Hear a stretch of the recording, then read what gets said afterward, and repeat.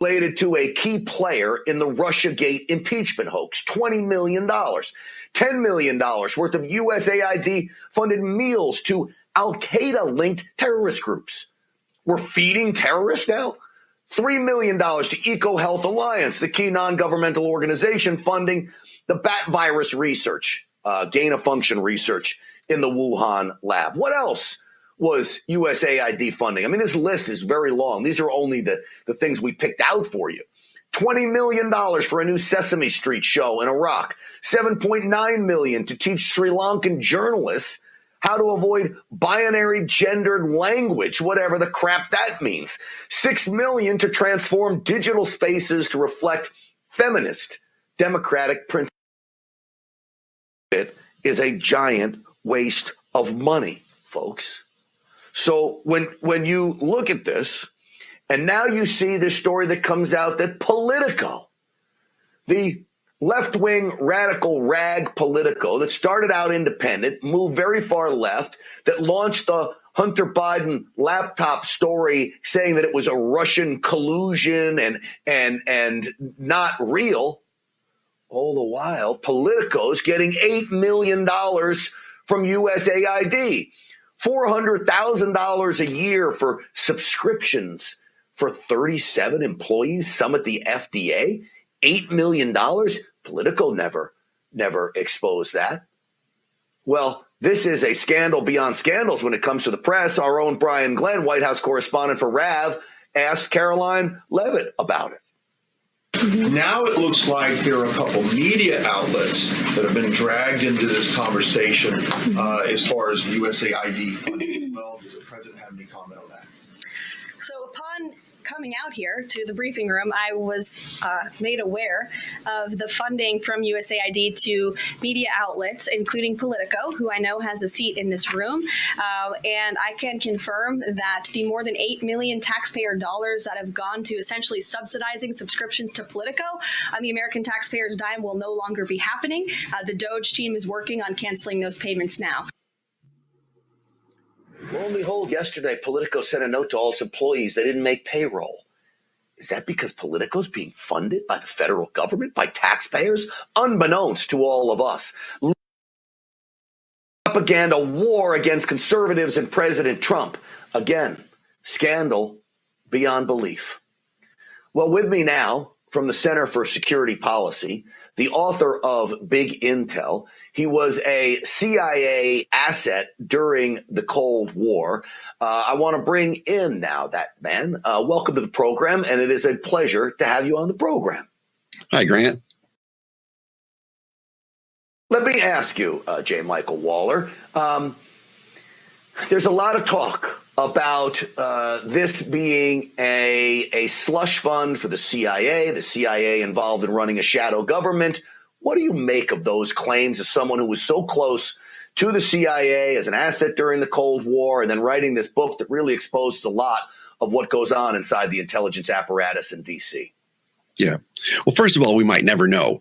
In addition to working as an asset for the CIA in the early 80s in Central America, I was also a USAID subcontractor in Central America and in Russia following the Soviet collapse.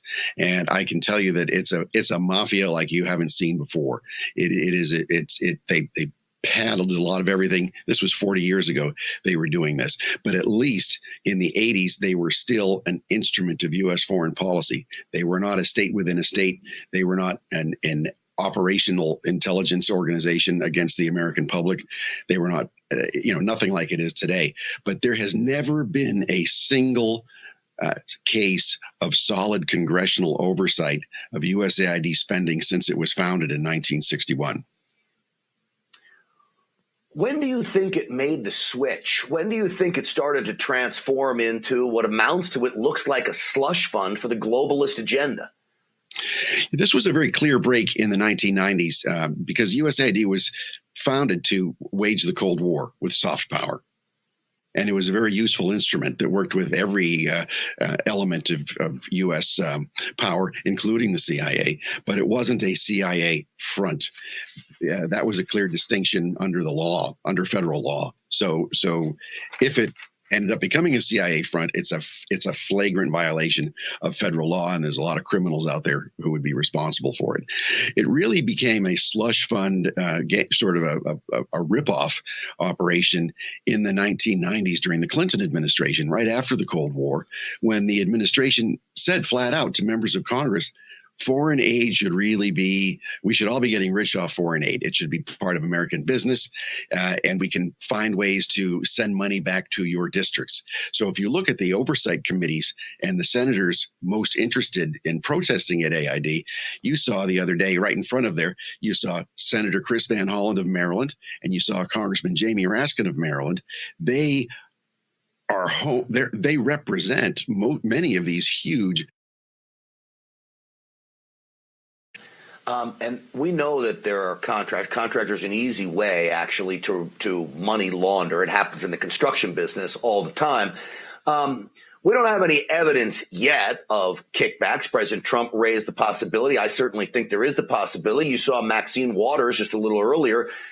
This is a woman from Inglewood, California, Los Angeles area. She makes $175,000 a year. She's got a net worth of $5.3 million and lives in a $4.5 million house. Even with the $5.5 million net worth, the money doesn't add up here. Do you think that politicians could be getting kickbacks from these contractors and USAID is being used to fund this uniparty? Well, it wouldn't be unprecedented at all, would it? But there's something even bigger than kickbacks, because this is a power game. This is where members of Congress appropriate money without looking, turning away at how it's spent, knowing that it's going to be spent on funding their own staffers who go on into the bureaucracy and use them as a holding pattern on the federal dime until they can reach higher positions in other parts of government. It's a way to provide favors to people to hire them. It's a way to inject an agenda into our foreign policy that's not controlled by the Secretary of State or the president, to have basically a social revolution around the world.